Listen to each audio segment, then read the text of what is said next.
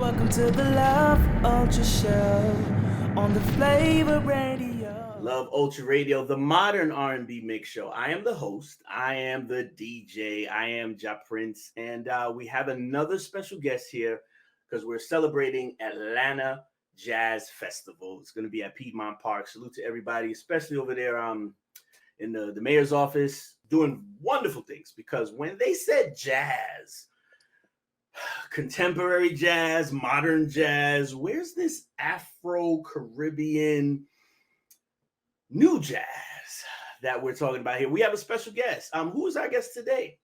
Okay, my name is Selene Saint-Aimé. I'm happy to be here. Thank you for having me, DJ. All right. Now we're gonna say there's a new album out, but we're gonna get to that. We have your background.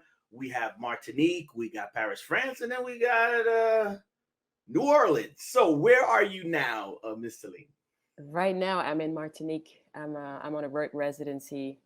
So Martinique. Martinique. That's what it is. When we say your professional career, yes, this is the second album released 2022. How do you feel? It's been a gradual, slow grind to get to where you are, or oh my God, things are happening so fast for my career. I feel like things happen really, really fast. I started playing bass around the age of 18, Mm-hmm. and I just started working. I feel like I started working professionally about 2 years ago, and I released two albums. No, 3 years ago in 2020 when I started my band. So I feel like it's been happening quite fast. But yeah, I feel I'm getting way older though. I don't know. It's weird. It's fast and slow at the same time. I don't know. And from that first album, and they're saying, all right, well, it's their vocals. Then no, it's a little bit of the percussion. Of course, it's the bass. What do you think the success from the first album catapulted you to the second album? What did you learn from that first release? Um, I learned that being yourself is important. I feel like that's the thing that I got the most because I was giving so much of myself in my work, and I felt like that's actually the good way to go. And also to try to keep a band together as a young female artist. I thought that was also like important to yeah, put stuff together, make Mhm. shows happen, pay people and everything. Like being a leader, a band leader in a way. Uh, and I never like I'm just learning that. So that's also very interesting. Everything around creativity, Yeah, creativity itself, but everything around it, and yeah. yeah. To be the professional, to be the leader, not just oh my name's on the marquee. No, it was good. It was a maturing experience there. Exactly. I like it. For those who don't know, let's find out what came first. Was it your voice as your singing instrument, or was playing this physical bass? Um, I would say that I kind of always sung, but I wasn't very good when I was younger. My sister sang, she sings, and and yeah, so there was always like singing in the house, but I never really took it seriously. And then I started playing the bass. I wanted to become a bass player after high school. As you choose any job. I was like, yeah, I'm a pick bass playing, and so I kind of wanted to use the bass to sing along, and so this is kind of how I got into singing, I should say. So it's kind of both at the same time. Yeah.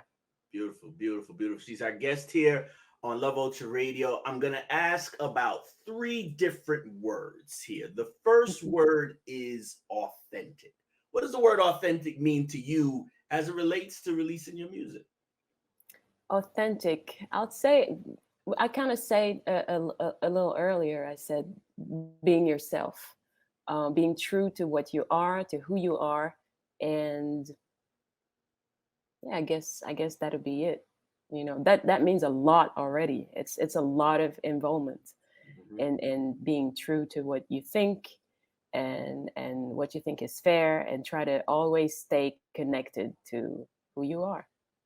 All right, we got one more word. The word is called representation. Strong. All right. It's strong because it can mean so many different things. Ha ha. Representation. I don't know in which way I want to think about it though. That's the There is hard no one. wrong way. I know there's no wrong way, but there's so many ways. Representation. I don't know. I'm not sure I can. It's a hard one. Beautiful, Can beautiful. maybe later? Maybe later. Circle back, I need to circle back. think. Yeah. There it is. There it is. And this is the last one. It's more of a sentence. And it's the word influence. And it mainly comes from the point, not just my parents or my school teacher or the world, but that word influence. And maybe more specifically, if it wasn't for the influence of Steve Coleman, then If it wasn't for the influence of Steve Coleman, I would not be talking to you right now. Um, I would not be doing what I'm doing. I think meeting Steve was like an open door to yeah. what is available for you in this world. And you need to be smart. You need to learn how to play your instrument. You need to know about history. You need to know about astrology, whatever, but you need to learn your skills. Yeah. And yeah, so that was a very, very important part of growing. Mhm. Yeah. Now we go. Now the tradition of our music, and we're gonna say our music, our African music, our Caribbean music, this jazz music. You're playing music that's carrying on a tradition, that's telling a story or continuing a story. So thank you for your commitment to not just playing music to want to play music, but you're pulling pieces out of our experience. Is it very specific? Like you charted, like I gotta do this cover, I gotta do this song. No, not at all. It's all very, very casual. You said the interview was going to be casual. It's very much the way I am and the way I work on music.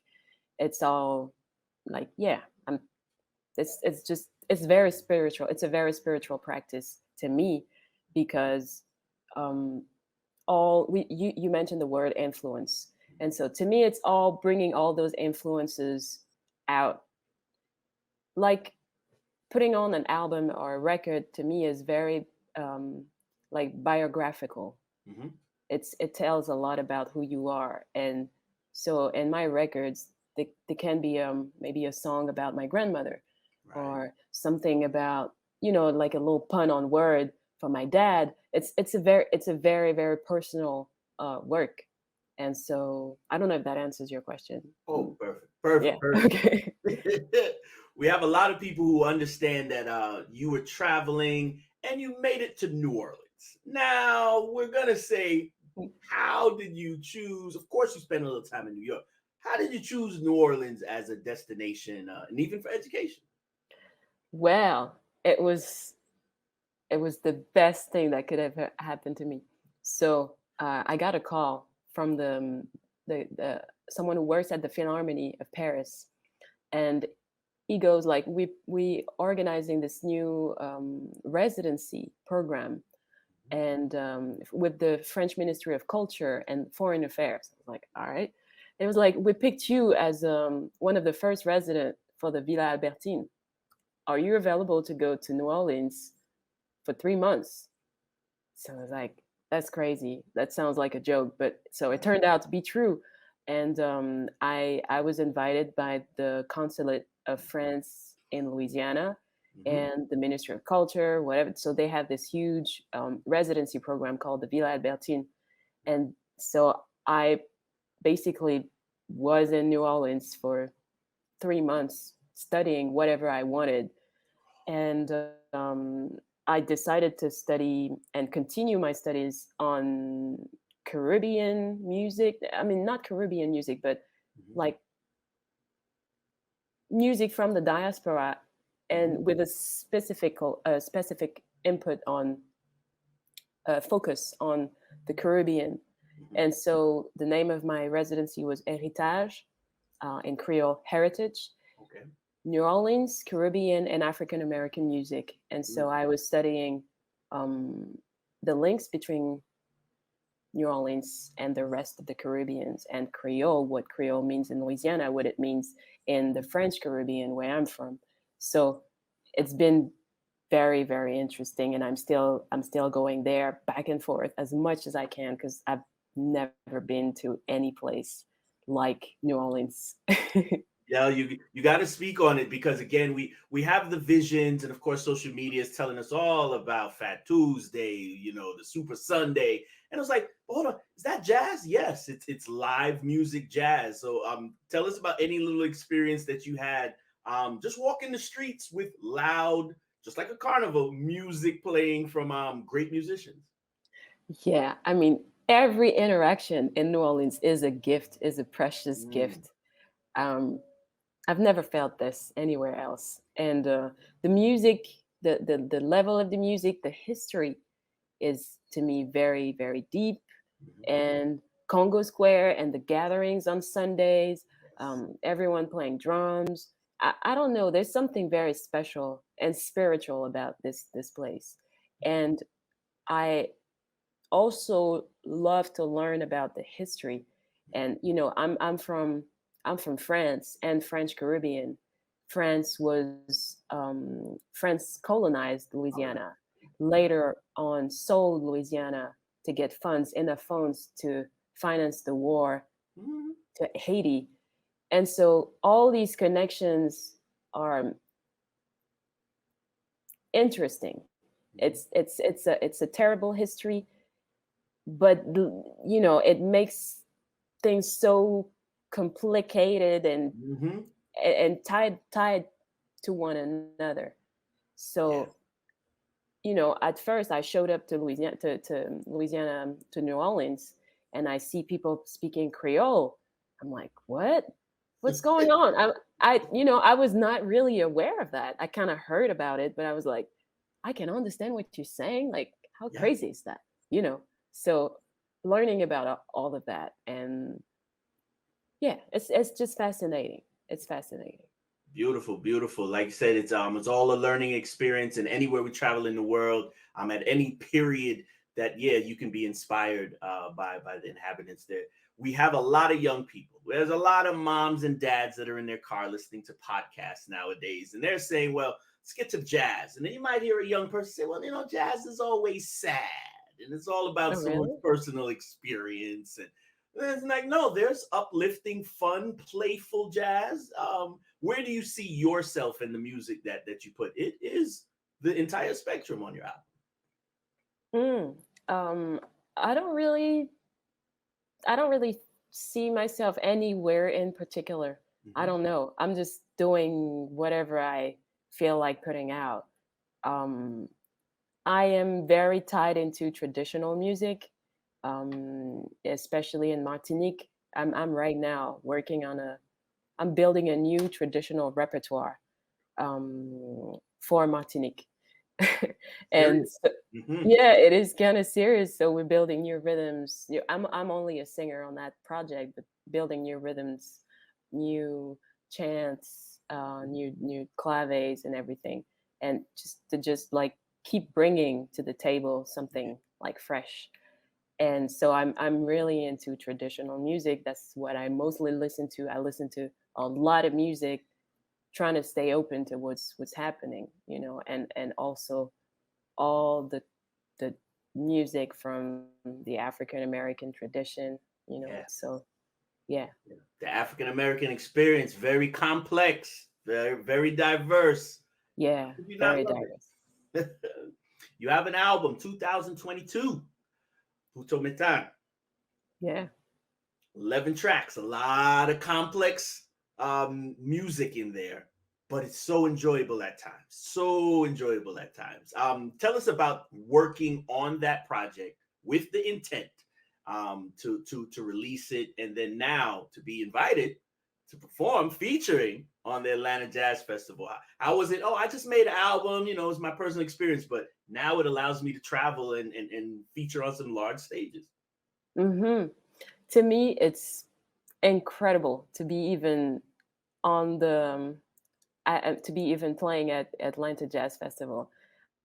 I don't know if y'all like realize, but for French artists, European artists, to be playing in a festival in the States is a huge deal.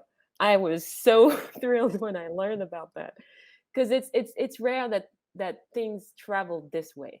Like Hmm. a lot of people from the States go on tours in Europe, but Yeah. it's harder for us to go to the States. And so what helped was really the residency, and the French consulate also is helping me to be there for the festival. So I thank them for that. Yeah, just now you're able to perform that album, large stage. Yes, yes. Yeah, so I will be playing parts of that record, and also what I'm currently working on, because I since I am in New Orleans, I Mhm. built a band, put a band together, and we'll be playing some new pieces of old songs that I recently learned of, um, old song from the Creole repertoire Wow. of New Orleans. So those are songs that I really love because they talk about everyday life. It's very casual. You know, Mhm. someone talking about walking down the alley and meeting an old man. You know, like it's really random, and like I Mhm. love that about the culture because people are just talking about their lives, and it's very simple, very natural. And Yeah. so I'll be performing some of these songs that I really like, and some tunes from my my record. Yeah. Beautiful, beautiful. Atlanta, get ready. Let's talk about some of the camaraderie because again, musicians, actual professional musicians who meet one another. How did you meet the members of your current band? You just happened to hear somebody playing and said, I think I want to jam with you, or let's go record some music. Well, New Orleans is the easiest city in the world to put a band together. So I saw someone play trumpet, Steve Lands, and I was like, oh wow, I'd love to play with him. So I texted him on Instagram, I was like, are you available for a gig? He was like, sure. Like, I don't know anyone else. Can you help me out? It was like, okay, use this guy, use this guy, use this guy. And I was like, okay, I'll try them out. Turns out to be great. And I'm like, that's it. This is the band. That's That it. was, yeah. Oh, very good, very good. A lot of young musicians and semi adults now are saying, "All right, I want to get into music," and they've seen the double bass. It's a little intimidating, and they want to know, like, no, seriously, how long do you think? How many hours do you think you've put in to learning your instrument that you're now really, really renowned for playing? How many hours? How many hours? I Hours. don't, I'd say you shouldn't count. You shouldn't count. You should just get to it. And I don't know. I'd say you should at least play every day, at least every day, especially if you're starting on the instrument um, every day. And if you, you know, I mean, I can't really like people say, I don't have the time, and they're kids. You know, I'm like, what do you mean? I What are don't you have doing? time. I'm like, What else you got what to do you do? have to do? Yeah. So a little bit every day would be better than once a week, 5 hours. Right. So a little bit every day, I would say. I love it. I love it. There's a lot of people who are watching Love Ultra Radio. The Atlanta Jazz Fest is really just come out as you are. Come out early because it will be packed. Now you've seen and you have performed on so many stages in so many countries. Ireland, again, we were just saying France, Senegal, different places. Tell me about sometimes it's the acoustics. For those who don't know, other professionals, like sometimes the hall itself is so grand we don't need any equipment. Just let me bring my Oh bass yeah. and then we're good. And then sometimes now you're going to play a festival where it's so electronic and there's PA systems, there's 10,000 people listening. Is there, hey, I want it small and quaint, or do you like the large stages? Is it gonna be this many people? It's going to be a lot of people. Oh wow. I've never done that in my life. So I can't really say.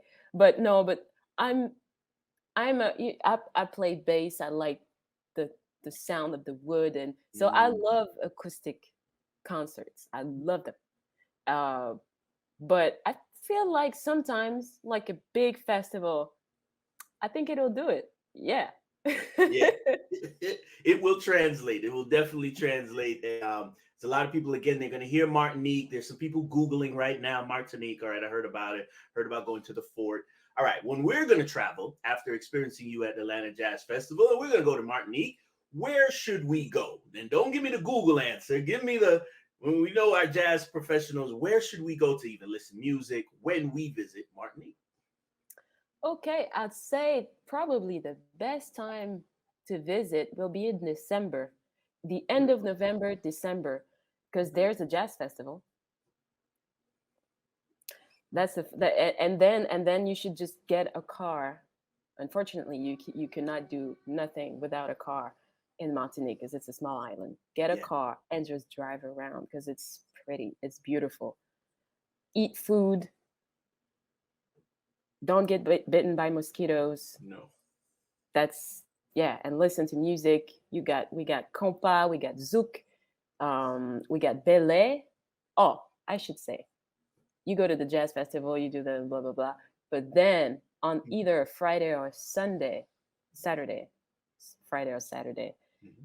you're gonna have those traditional music gatherings. It's called belé. The traditional music in Martinique is called belé music, Mhm. and there's the gatherings. You got people dancing, people in like nice gowns and in madras, and there will be drummers, people playing the tibois, the clave, Yeah, man. and so I'd say try to stay informed on where is the party going and go there and you'll be thrilled.